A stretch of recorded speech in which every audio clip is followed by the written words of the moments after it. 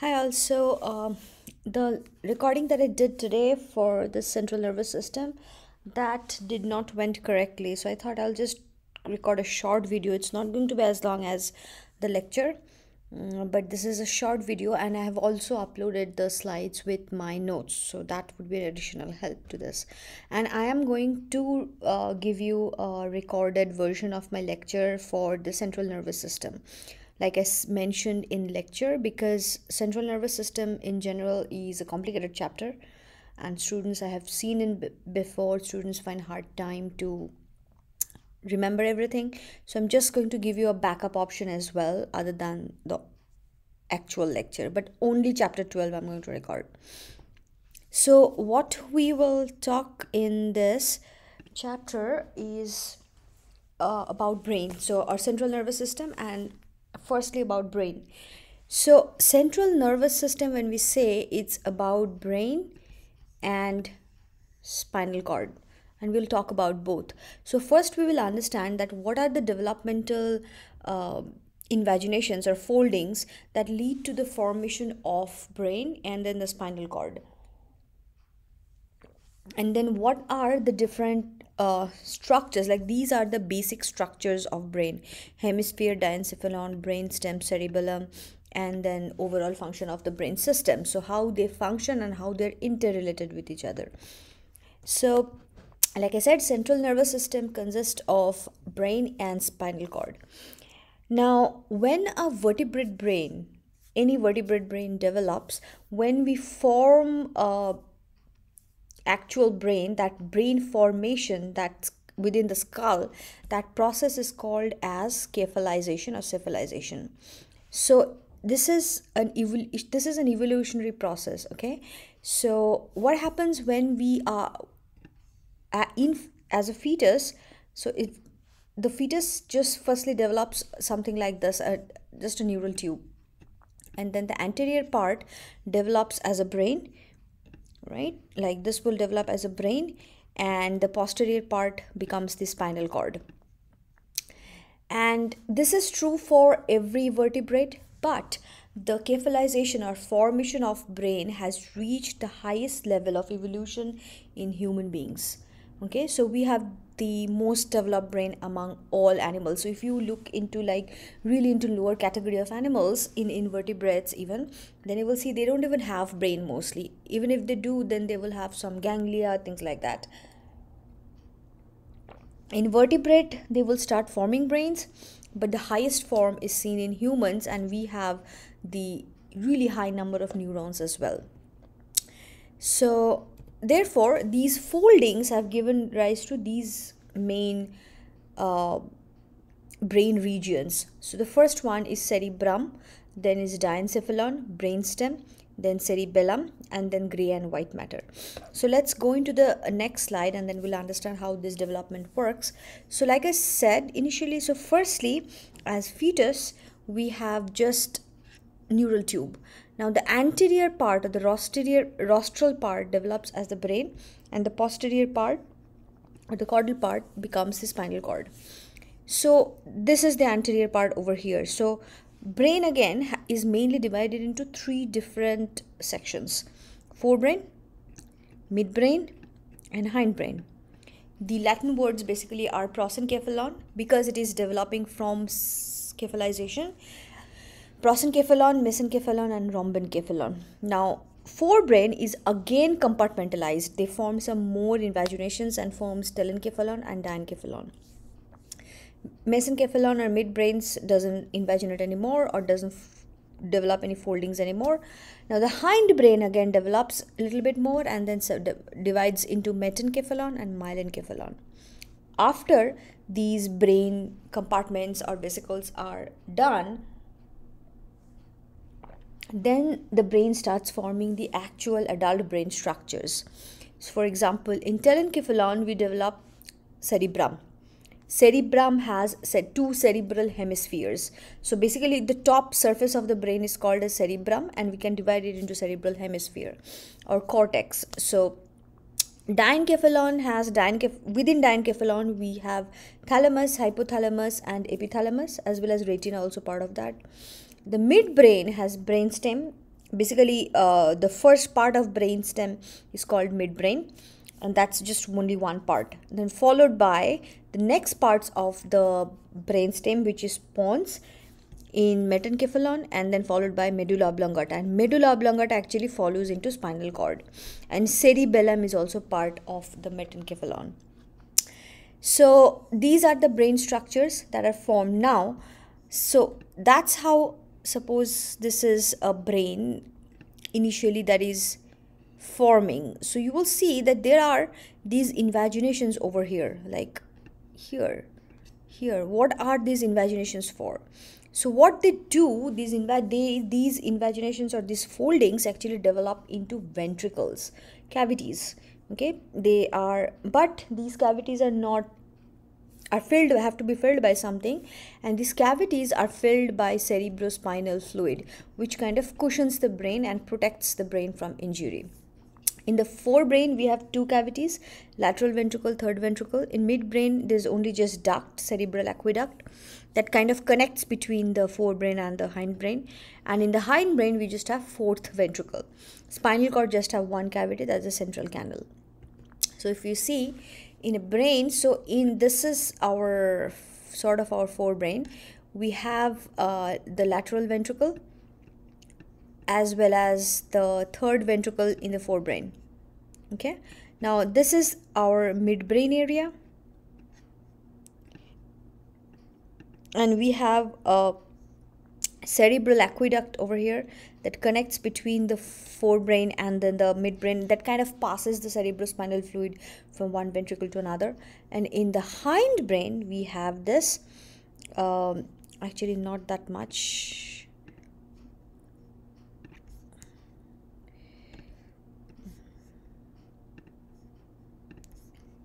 from here to here maybe, it's, yeah, so that will be our hindbrain, and we have fourth ventricle around this area. So these are the open spaces filled with cerebrospinal fluid.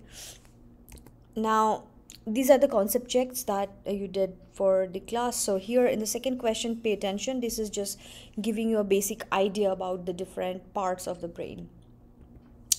So therefore, by forming all these foldings and invaginations, adult brain finally develops into four different big parts, four regions: cerebral hemisphere, or which are the two halves of the cerebrum, then diencephalon, followed, so this is all this top part that you see, this is all cerebrum.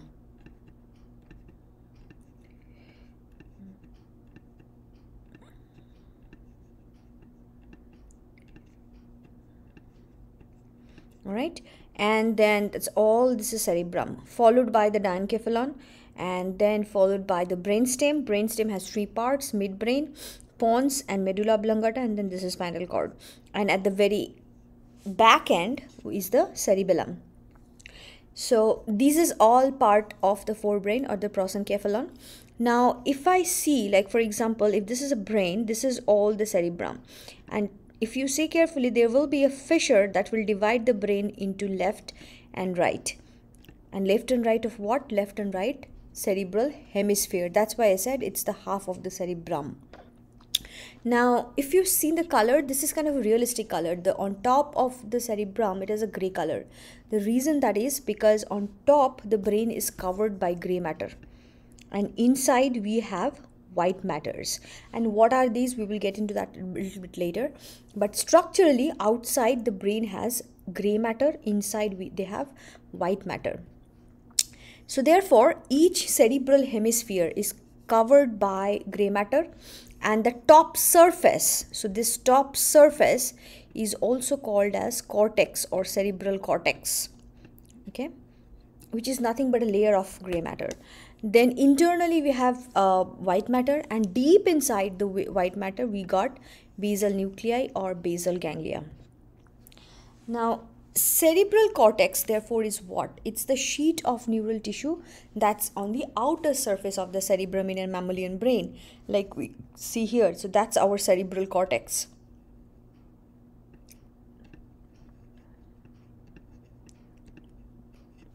Right? Now the cerebral cortex is obviously made up of gray matter. What is this gray matter? This is nothing. This is a bunch of unmyelinated neurons are clubbed over there with their synapses, and they are together called as gray matter. So what's the function of cerebral cortex? Cerebral cortex actually deals with all of our consciousness, or basically all our consciousness, like perception, communication, memory, understanding, appreciation, and then particularly voluntary movement that we do consciously when we are awake. That is all controlled by cerebral cortex, so the conscious part of our brain. So in the cerebral hemisphere, like I told you, cerebral hemisphere or the cerebellum, the outer layer has gray matter, which is called the cortex. Inside we got the white matter, but we find it in a just the opposite way within the spinal cord, which we will talk later. But what we see in spinal cord is basically the gray matter is inside and the white matter is external to the gray matter, and that pattern is called as a basic pattern. That's we find in spinal cord, not in brain. Okay, so gray matter, therefore, like I said, these are short unmyelinated or non-myelinated neurons, their cell body, synapses all clubbed together.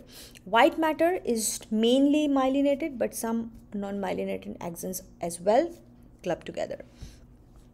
So you have to remember that brain is nothing but a compilation of millions and millions and millions and billions of neurons. That's all about it. So this is just shows the difference in the cerebral, gray matter and the white matter. In spinal cord, you see the white matter outside. This is the gray matter inside. In brain, we see the gray matter outside, white matter inside. So now the cerebral hemisphere, we can actually, now we'll get into the anatomy of cerebral hemisphere. So cerebral hemisphere can be divided into lobes and can be divided by sulci and fissures. So if you see on the top surface, there's a long longitudinal fissure. Fissures are deep cut basically within the brain. So fissure is a kind of divides the brain into left and right, two different hemispheres. So this longitudinal fissure is the one that divides the brain into two different parts, right cerebral hemisphere and then left cerebral hemisphere. That's the biggest one. And now there are some small, little bit less deeper division that they are called as the sulci or the sulcus. So there are two sulci. One is the central sulci, which is around here, which kind of divides the brain into the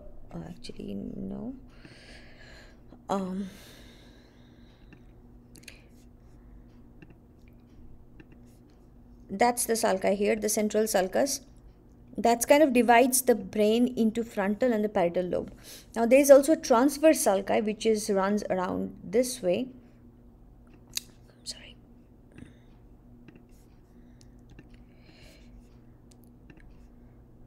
Runs around this way rather. So this guy actually divides the brain into occipital as well as in temporal lobe. So two different sulci that is dividing. So what these sulci and these fissures are doing, they're just compartmentalizing the brain. And then of course there are gyri. Gyri are the top ridges that you see. So the brain, like gyri will be like this top ridge, that will be the gyri. The reason they are present like that, because we just have a very limited space available within our human cranium, and we have to fit a lot of material into this. So for example, the way you pack your bag, you pack everything very tightly and you fold them very tightly, same thing. So these gyri, sulcus, they're just folding things inside so that bigger surface area can be fitted within a small area. So that's the purpose of all these foldings or invaginations. So we discussed about gyri, sulcus as well as fissures. Now so this is again another question that we did in class. So what this sulci did, they divided the cerebral hemisphere into 5 lobes: frontal, parietal, temporal, occipital. You should be used to with these names because these are only based on the overlying skull bones. So frontal lobe on the front part, parietal lobe on the two sides, occipital at the back side, and temporal lobe near the area of your ear basically. temporal lobe. And what else is left is the insula. Insula is kind of inside, it's in under portion of the temporal, parietal and the frontal lobe. It's within the, it's inside lobe. So there are 5 lobes. Now we will get into the functional area of the cerebral cortex, or the top surface basically of the cerebrum. So there are 2 areas mainly, motor area and sensory area. So what will the motor area do? All your voluntary movement. Using these motor areas, you can move. Motor function means the functions that will enable you to move. And the sensory area actually mediates the conscious awareness of, like, they catch the sensations and then they go into the brain, they are processed, and then we move. So first is sensory, then is motor area, and then the association area, which kind of help. Association area is true for motor as well as in sensory. They are the helpers. So this is a functional cortex, and we see this is our motor area. So the central sulci or the central sulcus actually have divided the brain into 2 different sections. In front of the section we got this motor area and then the anterior association area, and then okay, these are the anterior part. At the back side of the central sulcus we got the sensory area, which is our sensory area and the related association areas at the back side of that. So now let's discuss them. So before we begin, so one thing I have to remember, that each hemisphere is concerned with the sensory as well as the motor function, but they're controlled by the opposite side. They control the opposite side of the body. What do you mean by that? So suppose you have a cerebral cortex like this. So, and then it is divided into 2 left and right, 2 hemispheres. Okay, this is the left hemisphere and this is the right hemisphere. But, and this is our longitudinal fissure. But in the front, we also have a central sulcus, right? The central sulcus. What is central sulcus doing? Central sulcus is actually dividing the brain into motor area and then into the sensory area, right? So these are the different parts. So what this means, that each cerebral have sense, so both of them have the sensory and the motor area, but the thing is they control the opposite side. So the left hemisphere actually will control the sensory and motor function of the right side, okay, and the right hemisphere will control the sensory and motor function of the left side. So that this particular function is called as contralateral. They control the opposite side of the body. And then there is lateralization, which means that we will again come back to this later, which means that the 2 hemispheres are not exactly equal. They have their own specializations. So now let's get into the functional divisions. Firstly, we got a primary motor cortex. So central sulcus, in front of the central sulcus we have this primary motor cortex that controls our conscious skeletal movements, basically the muscle movements. So if we create a map, then we will see that body parts are represented in orderly manner in a precentral sulcus. So basically you will see that in the, this is a motor part and this is a sensory part, you will still see like the similar type of body organs present on both sides, but they are functioning differently, meaning like the motor function is done by the movement. So when we are placing, suppose, arm, trunk, hip on the motor side, that means they're concerned about their voluntary movement. And when we are talking about the sensory part, then we are talking about that they are basically catching the sensations. So that's why we have both body parts on both sides.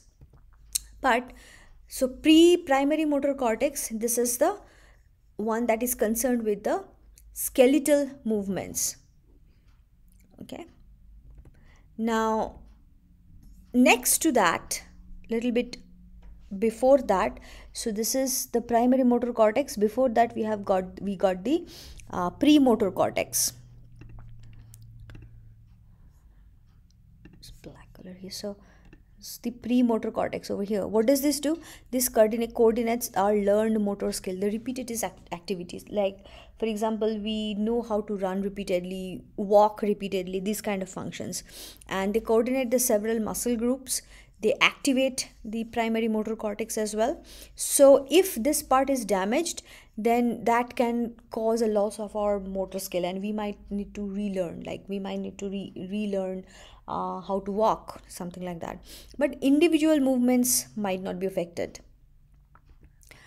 Now we got some specialized area, Broca's area, a little bit in front of premotor cortex. This is our Broca's area and the frontal eye field. So Broca's area basically is the speech motor area. It controls the speech or motor speech. So controls all the necessary other organs like tongue, lip, throat, respiratory organs.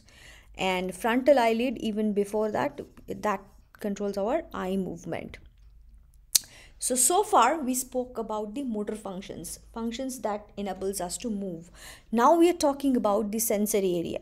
Again, remember, the same brain part or the same body organ can be controlled by the motor area when we are moving, and when the brain is catching the sensation from that same body part, then we are using the sensory area. For example, you are moving your hand. So when you are really moving, then that's a motor function. So then your hand is being controlled by the motor area.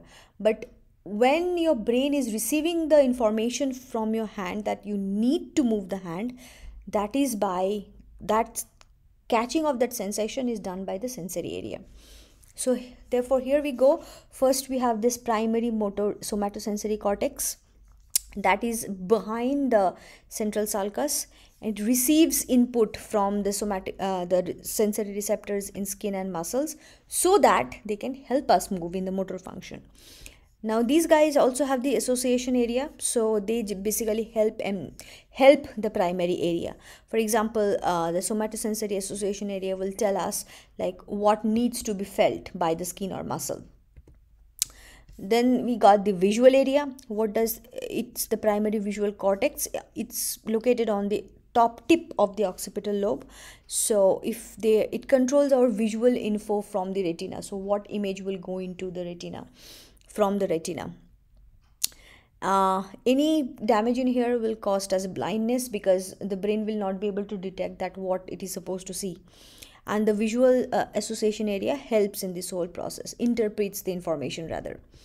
Then the auditory area is around the temporal lobe, auditory cortex. It receives from the cochlear receptor, which is in our ear. So what we are supposed to hear or not. And auditory association area kind of integrates that information. So these are all helping areas. We have vestibular cortex. Olfactory is related to our smell. It like collects information from the smelling area or from your awareness of your odor is collected by this olfactory cortex. Then we have gustatory, that is related to our taste, perception of our taste. And then all the visceral organs, that the sensation from there will be connected by the visceral sensory area. Okay.